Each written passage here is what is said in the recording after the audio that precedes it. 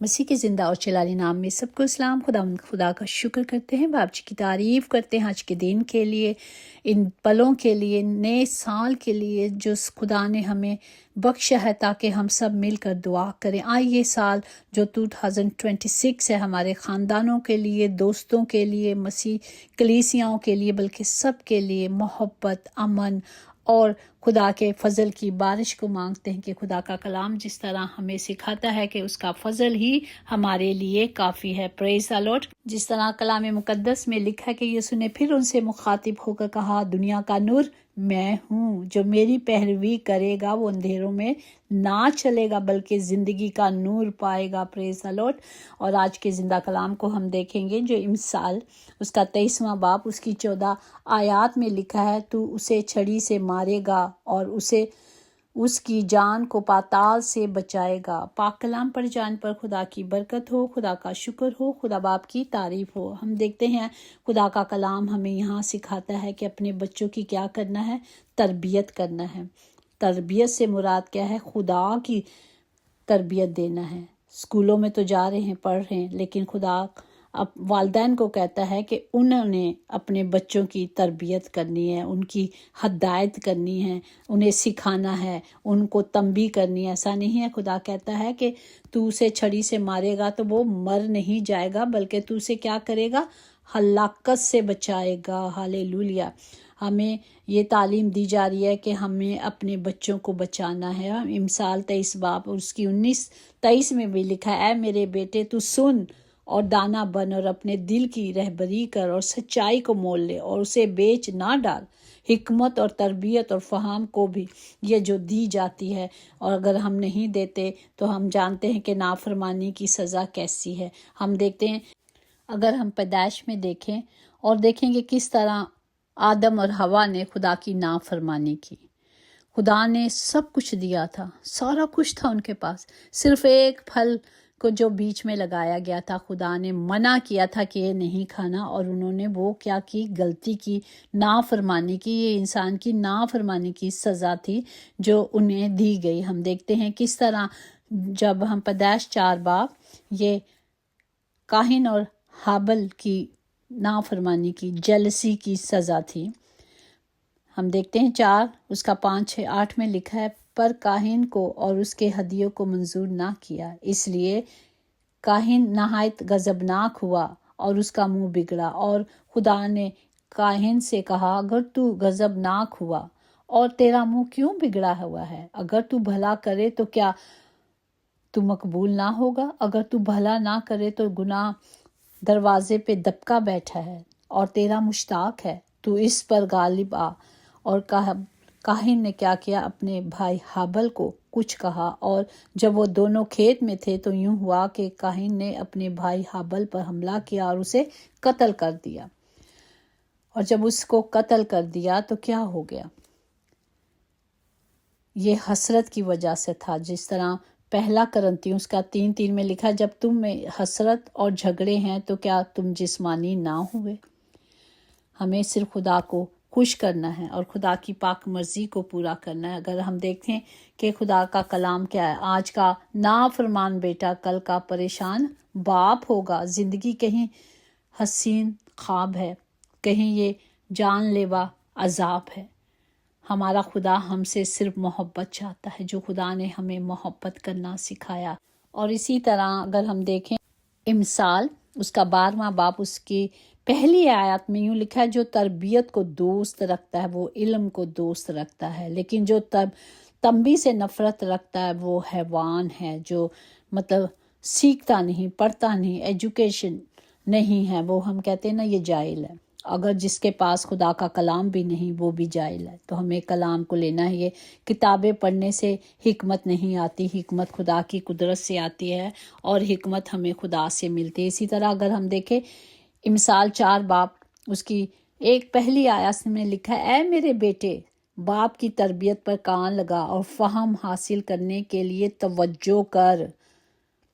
وہ چاہتے ہیں کہ توجہ کے ساتھ خدا باپ کے کلام کے مطابق ہم اپنے بچوں کو تربیت دیں، انہیں سکھائیں، جسے استثنا اس کا چھٹا باپ اس کی 4 کو بھی دیکھیں، اگر 5 7 9 میں لکھا ہے سن اے اسرائیل، یہ ہم سب کے لیے خداوند ہمارا خدا ایک خدا ہے، تم اپنے سارے دل سے، اپنی ساری جان سے اور اپنی ساری طاقت سے خداوند اپنے خدا سے محبت رکھو۔ یہ پہلا حکم ہے جو خدا نے ہمیں دیا ہے، یہ سب سے بڑا حکم ہے کہ محبت کرنا ہے، اور تو ان کو اپنی اولاد کے ذہن نشین کرنا، گھر بیٹھے، راہ چلتے، لیٹتے، اٹھتے بیٹھتے ان کا ذکر کیا کرنا، اور تو نشانی کے طور پر ان کو اپنے ہاتھوں پہ باندھنا، اور تیری پیشانی پر اور تیرے ٹھیکوں پر ہر جگہ خدا کا کلام کہتا ہے، دیواروں پر، چگوٹھوں پر، ہر جگہ خدا کے کلام کی ورسز لکھنی ہو، خدا کا کلام اپنے لوگوں میں، اپنی اولاد میں بھر دیں۔ خدا یہ چاہتا ہے کہ انہیں